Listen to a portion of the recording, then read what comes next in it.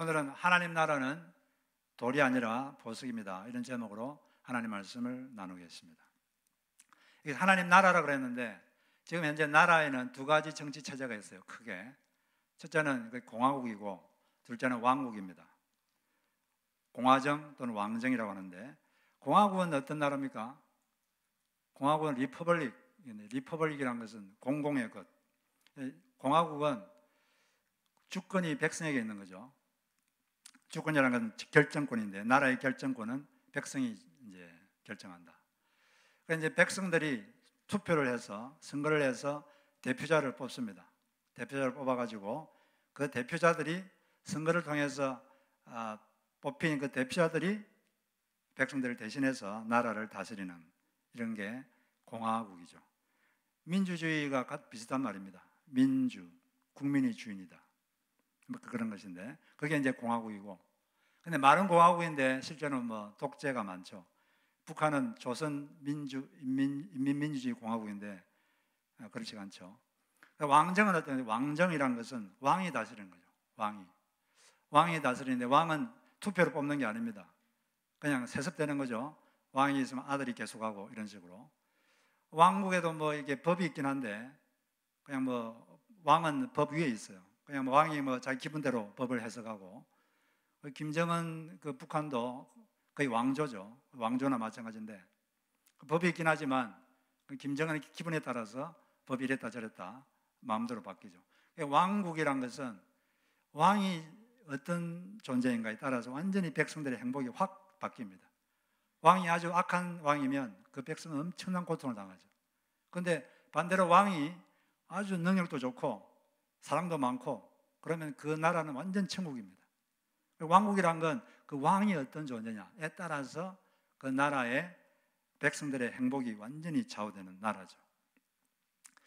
하나님 나라는 공화국입니까? 왕국입니까? 왕국입니다. 우리는 투표로 하나님을 뽑지 않습니다. 하나님께서 왕이시고 계속 왕이시죠. 그분이 다스립니다.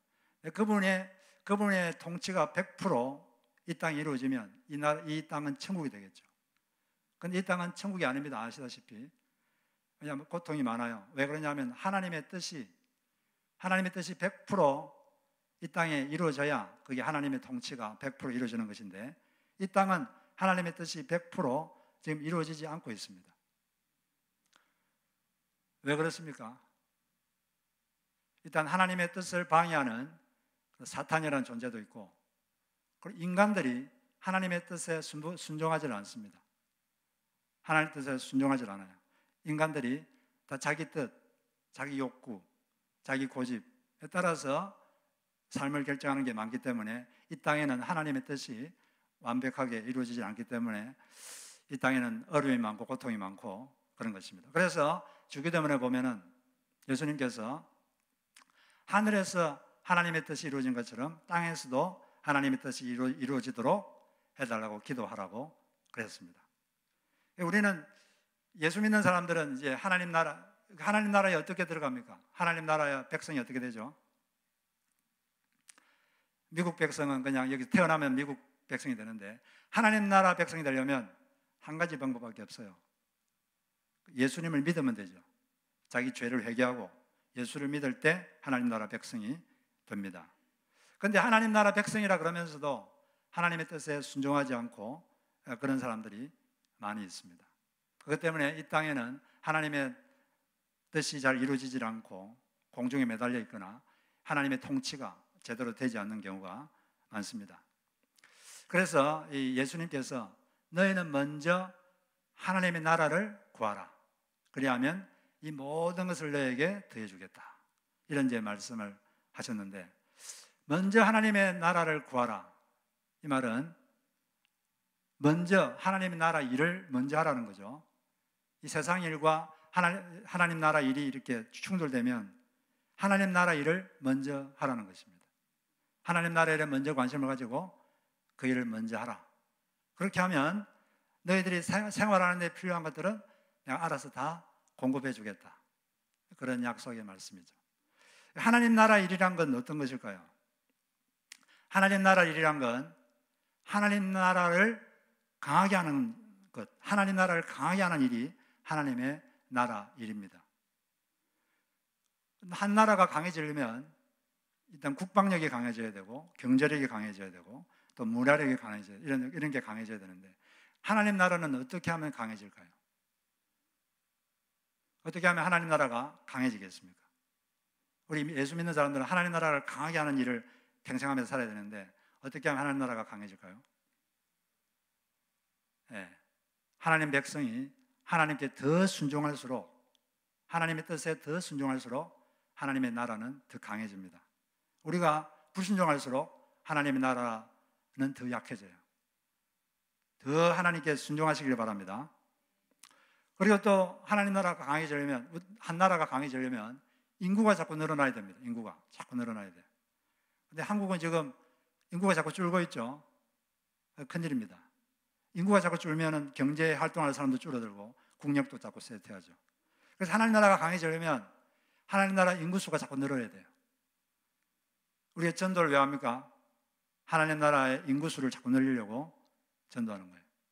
우리가 하나님 나라를 먼저 구하라 이 말은 우리가 살아가면서 이 두 가지를 먼저 하라는 거예요. 다른 것보다 하나님 나라 인구수를 증가하는 일에 먼저 신경을 쓰고 그 일을 하라는 거고, 또 우리 각자가 매일매일 하나님의 뜻을 분별하고 거기에 순종하는 것, 그것을 먼저 추구하라는 것입니다. 그럴 때 하나님 나라가 강해지는 거죠. 이 성경은 주제가 하나님 나라가 주제인데 이 창세기에는 어떻게 해서 인간이 하나님 나라에서 쫓겨났는가, 그게 이제 기록되어 있습니다. 인간들이 죄를 지어가지고 하나님 나라에서 쫓겨났어요. 근데 요한계시록에 보면 이게 다 회복되고 하나님 나라가 완성되는 게 보입니다. 그래서 그 중간에 성경은 어떤 방식으로 하나님 나라가 회복되고 완성되는가, 이게 성경의 중간에 나와 있는 거예요.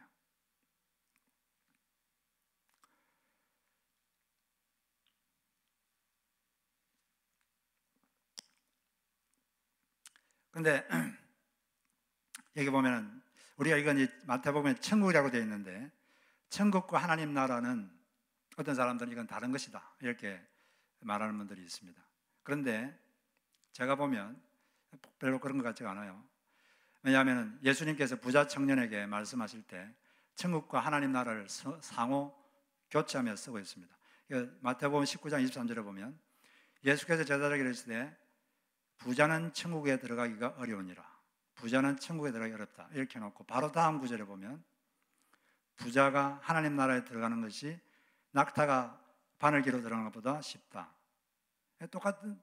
똑같은 부분인데 앞절에서는 천국, 뒷절에서는 하나님 나라, 같은 말이죠. 예수님은 별로 구별을 하지 않았습니다.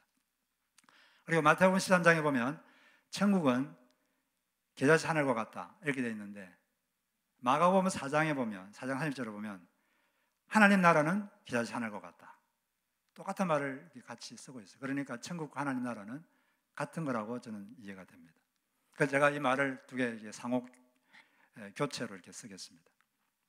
근데 오늘 우리가 이 본문을 읽었는데 어떤 사람이 밭을 갈다가 거기 보석을 발견했어요. 이걸 보고 너무 기뻐서 자기 집에 가서 재산을 다 팔아가지고 그 밭을 샀다, 이런 내용인데 이걸 이해하려면 그 당시 그 풍습을 좀 알아야 되는데 그 당시는 어떤 보석이나 재물이 있으면 이걸 우리는 은행에 맡기잖아요. 그때는 은행이 없습니다. 그래서 보석 같은 게 있으면 어떻게 하냐면 항아리에다가 보석을 이렇게 둔 다음에 땅을 파가지고 자기 들이나 이런 땅을 파서 거기에 묻어뒀어요. 묻어뒀으니까 자기밖에 모르는 거죠. 그게 어디 있는지. 묻어뒀는데 갑자기 이 사람이 죽을 수가 있습니다. 갑자기 사고가 나가지고 갑자기 죽든지 아니면 갑자기 전쟁이 나가지고 바로 끌려가가지고 포로가 되든지 죽든지, 그렇게 갑자기 사람이 죽으면 그 땅에 묻어놓은 보석, 재물, 이게 이제 계속 묻혀 있는 거죠. 그 말해줄, 가족들에게 말해줄 사이도 없이 죽어버리거나 그렇게 되면 그 땅에 분명히 묻어뒀는데 오랫동안 아무도 그걸 못 찾고 그냥 묻혀 있는 거예요. 그런 게 있었어요. 그래서 그 달란트 비유할 때 한 달란트 받은 사람이 그 한 달란트를 어디다가 감춰줬다 그랬죠? 땅에 묻어두었다 이렇게 말하고 있습니다. 이런 식으로 한 거죠. 항아리에다가 넣어가지고 땅에다 묻어둔 거죠. 근데 이제 그런 이제 보물이 있었는데 주인이 이제 찾지를 못하고 있었는데 어떤 소작인이 그 밭을 갈다가 갑자기 뭐가 쨍그랑 소리가 나가지고 보니까 그게 보석이 있는 거예요. 깜짝 놀래가지고 덮어두고 자기 와가지고 집에서 이걸 자기 재산을 다 팔아서 그 밭을 사서 그 속에 있는 보물을 취했다 이런 말인데, 그게 뭐 옳으냐 그러냐 이걸 떠나가지고 예수님께서 말씀하고 싶은 것은 그만큼 하나님 나라는 너희 재산을 다 팔아서 살 만큼 그런 가치가 있는 것이다. 그걸 이제 말하고 싶은 것입니다. 오늘 이제 여기에서 우리가 하나님 나라에 대해서 어떤 태도를 취해야 되는가, 그걸 여기서 한번 알아보도록 하겠습니다. 먼저 하나님 나라는 허접한 돌멩이가 아니라 귀한 보석이다. 이걸 우리가 알아야 됩니다. 하나님 나라는 돌멩이가 아닙니다. 보석이다. 이렇게 말하고 있어요. 근데 예수님께서는 하나님 나라는 돌멩이가 아니라 보석이라고 말을 하는데, 많은 사람들이, 특히 믿는 사람들도 하나님 나라를 마치 돌멩이처럼 취급하는 사람들이 있습니다. 가끔씩. 하나님 나라, 이 세상은 되게 중요하고 하나님 나라는 뭐가 중요하냐, 이런 식으로 생각하는 사람들이 있어요. 그래서 세상 일은 열심히 하는데 세상 것을 얻기 위해서는 물불을 안 가리고 땀 흘리면서 열심히 하는데, 하나님 나라 일을 하는 데는 시큰둥하고 자기 것을 이렇게 투자하는 걸 싫어하고 드리는 것을 되게 아까워하고 그런 사람들이 가끔 있습니다. 왜 그렇게 하는 거죠? 그 마음속에 가치관이 있는 거죠. 하나님 나라는 별로고 세상이 보석이고 하나님 나라는 돌이다. 아무 가치 없는 돌멩이와 마찬가지다. 이렇게 생각하니까 그런 행동이 나타나는 거죠. 한국에서는 가끔 이런 일이 있습니다. 한국에 보면은 교회 오래 다니고 신앙이 좋다는 분들이 계신데, 그런데 자기 자녀가 고등학교 3학년이 되면 신앙 좋다는 사람들이 자기 자식들이 교회를 못 오게 해요. 왜 교회를 못 오게 할까요? 공부하라고 교회를 못 오게 합니다. 왜 그런 행동을 하는 겁니까? 마음속에 하나님 나라는 돌이고 세상이 보석이다. 그 마음이 꽉 차 있는 거죠. 그리고 자기 자식이 신앙생활을 게을리하는 것은 그냥 뭐 그럴 수도 있지, 대수롭지 않게 생각해요. 그런데 공부를 게을리하면 절대 가만두지 않습니다. 엄청나게 혼을 내고 공부 열심히 하라고 그러는 거예요. 왜 그렇게 그런 행동이 나올까요? 하나님 나라는 돌이고 세상은 보석이다. 이런 이제 사고방식이 있으니까 그런 행동이 나오는 것이죠. 그런데 예수님의 평가는 다릅니다. 예수님은 하나님 나라는 보석이고 세상이 돌이다. 그게 예수님의 평가입니다. 누구 말을 믿어야 될까요? 믿는다는 것은 아멘 이렇게 말하는 건데, 예수님이 무슨 말을 하면 아멘, 정말 그렇습니다. 이게 믿음입니다. 예수께서 하나님 나라는 보석이고 극히 가진 진주이고 이 세상은 돌이다, 그렇게 말하면 아멘, 정말 그렇습니다. 내 재산을 다 팔아서 투자할 만큼 드릴 만큼 가치 있는 것입니다. 이렇게 아멘 하는 것이 믿음입니다. 이 하나님 나라는 여러분 재산을 다 팔아서 얻을 만한 가치가 있는 것입니다. 그게 예수님의 평가입니다. 1867년도에 미국이 알래스카를 러시아로부터 샀습니다. 그 당시에 러시아가 재정적으로 아주 힘들었어요. 그래서 알래스카를 팔자. 그래서 이제 사겠느냐 했는데 산다 그랬어요. 그 당시에 돈으로 720만 달러에 샀습니다. 지금 돈으로 환산하면 약 17억 달러쯤 되는데, 그때 미국이 러시아로부터 알래스카를 샀을 때 그때 미국 백성들이 엄청나게 비난했습니다. 알래스카는 다 빨아먹은 오렌지다. 여러분, 오렌지 즙 다 빨아먹고 나면 아무 쓸모가 없죠. 아무 쓸모없는 땅이다. 그 쓸모없는 그 황무지를 왜 그렇게 비싼 돈을 주고 사느냐. 그래서 엄청나게 정부를 비난했어요. 이건 돌멩이다. 근데 조금 있다가 보니까 알래스카에 엄청난 석유가 매장되어 있고 천연가스는 무궁무진하게 매장되어 있고 금, 은, 온갖 지하 자원이 거기에 뭐 풍성한 거예요. 그리고 온갖 산림 자원, 지금은 군사적으로도 엄청나게 중요합니다. 알래스카는 미국의 보물입니다. 지금은 평가가 달라졌죠. 이야, 정말 잘 샀다. 17억 달러로 그렇게 비싼 걸 사다니 너무 잘했다. 17억 달러 투자할 만한 충분한 가치가 있다. 아니, 그렇게 평가하는 거예요. 평가가 완전히 달라진 거죠. 예수님의 말씀은 거짓말이 아닙니다. 많은 사람들은 하나님 나라 일에 투자하는 것은 쓸모없는 것이고 낭비하는 것이다, 이렇게 생각하고 세상이 보석이다, 세상 것을 더 많이 얻어야 된다, 이렇게 생각하는데 그건 틀렸습니다. 하나님 나라는 보석이고 세상이 돌인 줄로 믿습니다. 어머니는 자식이 아플 때 그 병을 나에게 달라고 기도하는 존재입니다. 자식의 임종이 왔을 때는 자기를 대신 데려가 달라고 기도하는 존재가 어머니입니다. 왜 그럴까요? 그만큼 자식을 귀하게 여기기 때문에 그런 거죠. 바울은 하나님 나라가 자기 목숨보다 중요하다고 하나님 나라의 가치를 알았습니다. 그래서 자기 생명과 바꾸려고 생각했어요. 이런 고백을 했죠. 오직 성령이 각성해서 내게 증언하여 결박과 환난이 나를 기다린다 하시나 내가 달려갈 길과 주 예수께 받은 사명 곧 하나님의 은혜의 복음을 증언한 일을 마치려 하면 나의 생명조차 조금도 귀한 것으로 여기지 아니하노라. 이런 고백을 한 것은 내 인생을 하나님 나라와 바꾸어도 괜찮다라고 할 만큼 그 하나님 나라의 가치를 알았기 때문입니다. 그런 신앙의 야성을 회복하시기를 바랍니다. 그 다음에 이제 이 비유에서 우리가 배울 수 있는 건 하나님 나라가 보물인 것을 알려면 그걸 발견하라는 노력이 필요하다는 것입니다. 하나님 나라는 감추어져 있어요. 그 보석은. 그래서 이게 발견하는 노력이 필요해요. 밭을 갈아야 됩니다. 갈지 않으면 발견을 못합니다. 그리고 극히 값진 진두, 이것을 찾기 위해서 이 사람은 온 세상을 다니면서 찾고 찾았어요. 그래서 겨우 찾았습니다. 하나님 나라의 가치도 가만히 있으면 절대 알 수가 없고 부지런히 찾아야 돼요. 그냥 가만히 있으면 알 수가 없습니다. 처음에 우리가 예수를 믿었을 때는 그 가치를 알았죠. 근데 시간이 지나면서 점점 매너리즘에 빠지고 그냥 희미해지고 그렇게 되는 사람들이 많은데 우리는 계속해서 목마른 사슴이 시냇물을 찾듯이 계속 하나님 나라의 가치를 발견하기 위해서 노력을 해야 됩니다. 천국은 진노한 자의 것이다. 적극적으로 하나님 나라를 알려고 노력하고 애쓰고 하나님을 알려고 애쓰는 사람, 바로 그 사람에게 하나님 나라는 발견되고 깨닫게 되고 그 사람에게 하나님은 은혜를 주시는 것이죠. 그런데 이렇게 하나님 나라의 가치를 알려면 하나님과의 사랑을 개발하는 게 가장 빠릅니다.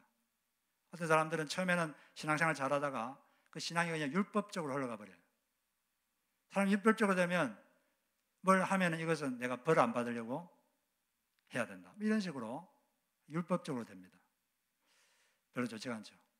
그런데 조금 더 또 잘못되면 신앙이 또 거래적인 신앙이 될 수가 있어요. 내가 이걸 하면은 하나님 이거 해주겠지.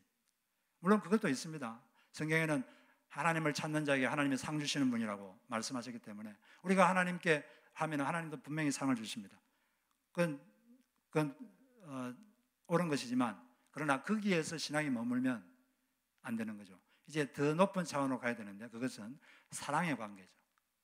내가 하나님을 사랑하니까, 내가 사랑하는 하나님이 이걸 기뻐하니까 이걸 한다. 그게 이제 가장 높은 신앙입니다. 그렇게 하나님과의 사랑을 자꾸 이게 개발하면 우리가 하나님 나라의 가치도 알게 되고 점점점 하나님과 더 가까워질 줄로 믿습니다. 마지막으로 우리가 하나님 나라의 기쁨을 경험한 후에 우리는 그 기쁨을 계속 유지를 해야 됩니다. 이 사람이 밭을 가다가 보석을 발견한 다음에 그 감정이 어떤 감정이었습니까? 기쁨.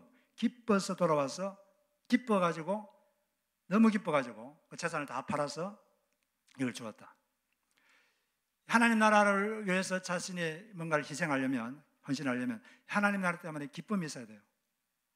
뭔가 하나님 일하면 기쁨이 있고 하나님을 향한 기쁨이 있어야지 거기에 헌신을 하죠. 아무 기쁨도 없고 우울하고 슬픈데 누가 그런 일을 하겠습니까? 그런데 처음에 우리가 예수님을 알고 처음에 구원의 기쁨을 알 때는 되게 기뻤어요. 근데 이게 이제 유지가 안 되는 게 문제죠. 하나님 나라에는 기쁨이 있습니다. 그런데 성경은 기쁨과 쾌락은 구별을 하고 있습니다. 기쁨은 추구해야 되지만 쾌락은 멀리해야 된다. 기쁨이란 건 가치 있는 것을 할 때 생기는 게 기쁨이에요. 또 가치 있는 것을 얻었을 때 기쁨이 생깁니다. 그런데 쾌락이라는 것은 이 말초적인 것이죠. 말초적 신경을 자극하는 데서 얻는 게 이 쾌락인데, 마약을 하면 잠시 쾌락이 옵니다. 그런데 더 큰 고통이 오죠. 그 뒤에 따라서. 그 다음에 또 불륜을 저지르면 잠시는 짜릿하죠. 그런데 그 다음에 긴 고통이 옵니다.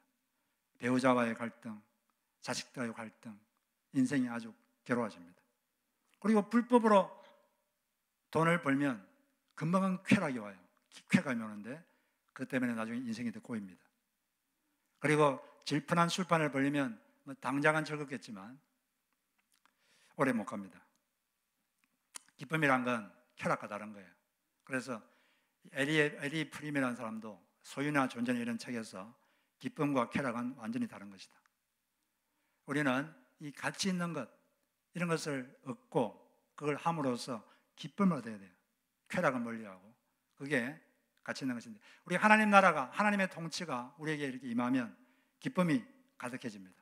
이런 건강한 기쁨을 찾으시기를 바랍니다. 우리가 처음에 구원받았을 때 얼마나 기뻤어요. 저도 중학생 때 이 구원의 기쁨을 얻었고 대학생 때도 그런 기쁨을 얻어서 너무나 하나님께 감사하고 내가 이 하나님을 위해서 인생을 바쳐야겠다, 그런 결심을 한 적이 있는데, 예수님을 모르다가 또 예수님을 그냥 지식적으로 알다가 예수님이 진짜 나를 위해서 돌아가셨구나, 이걸 깨닫는 순간 우리에게 큰 기쁨이 있는 거죠.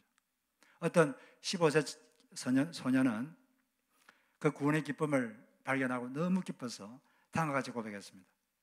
하나님을 위해서 뭔가를 하지 않으면 저는 행복할 수가 없습니다. 그 기쁨이 너무 커서 내가 이 하나님을 위해서 뭔가를 하지 않으면 나는 행복할 수가 없다, 이런 고백을 하게 된 거죠. 예수님을 제대로 만나면 큰 기쁨이 있습니다. 큰 기쁨이 있고 삶이 확 바뀌죠. 제가 한국의 어떤 강남의 한 교회 목사님이 이런 간증을 하셨는데, 그분이 교회 어느 날 있는데 어떤 청년이, 냄새나고 아주 꾀죄죄한 청년이 찾아왔어요. 물어보니까 이 청년은 초등학생 때 가출해가지고 남대문 시장에 와가지고 그때부터 소매치기 하면서 그렇게 감옥을 수없이 드나들었던 사람입니다. 그런데 그렇게 살기가 싫어서 죽으려고 수면제를 먹었는데 죽진 않고 그냥 후유증이 생겨가지고 팔 하나가 못 쓰게 됐어요. 이렇게 살 바야 죽어버리자 하고 죽을 방법을 찾고 있다가 어느 날 길거리 가는데 그 종이 쪽지를 누가 줬어요. 거기 보니까 주 예수를 믿어라, 이런 종이 쪽지가 있어서 내가 교회는 한번 가보고 죽어야겠다. 그래서 교회를 찾아간 거예요. 그 목사님이 그분에게 예수님이 어떤 분인지, 예수님이 당신을 위해서 무슨 일을 했는지 그걸 한 30분 동안 이렇게 설명을 쫙 했습니다. 설명한 다음에 당신이 예수를 믿고 싶으냐? 믿고 싶습니다. 그러면 우리 같이 예수님을 마음에 영접하자 했는데, 이 사람이 막 울면서 큰 기쁨으로 예수님을 받아들였어요. 그분이 계속해서 교회를 나왔습니다. 교회를 한두 달 나왔는데 이분에게 교회에서 이제 구제연금을 좀 줬어요. 그래서 이분이 어느 날 와가지고 자기가 10년 동안 부모님을 못 찾아뵀는데 찾아뵙고 용서를 빌겠습니다. 그리고 지금 시골에 동생들이 돈이 없어서 공부를 못하는데 동생들을 데려와서 열심히 일해서 새 생활을 하겠습니다. 그렇게 말하더니 실제로 그렇게 살았어요. 동생들 데려와가지고 열심히 살고 신앙생활도 열심히 하고 그 인생에 큰 기쁨이 있었고 예수님 때문에 인생이 확 바뀌었습니다. 우리가 이처럼 예수를 제대로 만나면 우리 속에 큰 기쁨이 있는 거죠. 이 세상에 많은 사람들이 사는데 그분들이 예수를 제대로 만나면 큰 기쁨이 있을 줄 믿습니다. 근데 문제는 그걸 계속 유지하는 거죠. 계속 유지해야 되는데 이 기쁨 유지가 안 되는 이유가, 죄를 지으면 이 기쁨 유지가 안 돼요. 다윗이 간음하고 나서 이 죄를 회개하기 전까지는 이 기쁨이 다 사라져 버렸습니다. 그래서 회개하면서 이런 기도를 하죠. 구원의 기쁨을 저에게 회복시켜 주옵소서. 사람이 죄를 지으면 영적 기쁨이 싹 사라져요. 그렇기 때문에 우리가 죄를 멀리해야 되는 것입니다. 그 다음에 또 세상의 염려, 돈에 대한 욕심, 쾌락, 추구 이렇게 되면 또 기쁨이 사라집니다. 그래서 예수님께서 가시밭에 떨어진 씨앗은 가시가 기운을 막아서 자라지를 못한다. 그 가시가 어떤 겁니까? 돈에 대한 욕심, 돈에 대한 염려, 그다음에 이 세상 쾌락 이런 걸 추구하면 기쁨이 없어져요. 우리가 염려는 여러분 주님께 맡기시기 바랍니다. 욕심은 십자가에 못 박아야 돼요. 쾌락을 추구하지 말고 건강한 기쁨을 추구하시길 바랍니다. 그리고 우리는 계속 기도 응답의 기쁨, 말씀 묵상의 기쁨 이런 걸 계속하면 우리 속에 하늘나라의 기쁨이 우리 속에 계속 유지될 줄로 믿습니다. 우리 눈에 지금 보이는 게 많은데 이 세상 여러분 보이는 것은 잠깐입니다. 그런데 보이지 않는 것이 영원합니다. 제가 이 김성일 씨라는 분의 간증을 제가 오랫동안 기억하고 있는데 이분은 서울대 공대를 졸업하고 대기업의 영업부장으로 아주 잘 나가는 분이었어요. 그리고 소설도 썼는데 촉막 맞는 소설가였습니다. 그런데 이분이 갑자기 아내가 갑자기 위암에 걸렸어요. 그 위기를 맞이해서 이분이 10대 때 니체의 철학사상에 잘못 미혹되어서 하나님을 떠났는데 아내가 위암에 걸리자 그때부터 다시 성경을 읽기 시작했습니다. 성경을 공부하기 시작했어요. 어느 날 병간호를 하고 밤새도록 병간호를 하고 이제 출근하려고 한국의 그 신문로 사거리를 지나가고 있는데 그때 신비로운 체험을 했습니다. 갑자기 하늘에서 무슨 음성이 들리는 거예요. 한두 마디가 아니라 아주 또렷한 그리고 긴 문장이 들렸습니다. 보이는 것은 사라지나 보이지 않는 것은 영원하니라. 보이는 것을 찾지 말고 보이지 않는 것을 찾으라. 아주 신비로운 체험이었죠. 그때부터 이 사람은 완전히 바뀌어가지고 열심히 성경을 공부하고 또 기도하고 그런 삶을 살았습니다. 어느 날 교회에서 부흥회 한다고 릴레이 기도를 하는데 자기도 당번이 돼가지고 기도하려고 한 번도 기도해 본 적이 없는데 기도하려고 앉았는데 갑자기 피가 뚝 떨어지는 환상이 보였어요. 그러면서 또 고통받고 있는 신음하고 있는 예수님의 얼굴이 갑자기 보였습니다. 그러면서 드는 생각이 이렇게 고통받고 있는 분이라면 나의 고통을 위암 걸린 아내를 가지고 있는 나의 고통을 아시겠구나. 이분에게 말을 좀 걸어봐야겠다 하고 처음으로 이렇게 예수님께 말을 딱 하려고 하는 순간 하나님께서 확 임하셔가지고 자기 지금까지 죄를 회개하고 눈물 콧물을 쏟으면서 그때 예수님을 만났다고 합니다. 그 뒤로 그는 한국일보에 연재되었던 땅끝에서 오다 이런 소설을 통해서 예수님을 전하고 그런 삶을 살고 지금도 그렇게 사는 것으로 알고 있습니다. 이 눈에 보이는 이 세상은 잠깐입니다. 이게 사라지고 없어질 거예요. 보이지 않는 것이 영원합니다. 하나님 나라는 보이지 않는 하나님 나라는 보석입니다. 이 세상 나라는 결국 없어지는 거예요. 하나님 나라를 먼저 추구하는 여러분 되시기를 바랍니다. 먼저 하나님 나라와 의를 구하라. 그러면 이 모든 것은 너가 세상에 살아가는 필요한 것은 내가 다 채워주겠다. 그리고 이 하나님이 주시는 기쁨, 하나님 나라의 기쁨을 계속 유지하셔서 계속 주님과 함께 동행하는 우리 모두가 되기를 주의 이름으로 축복합니다. 우리 찬송을 한 곡 부르고 같이 기도하는 시간을 갖도록 하겠습니다.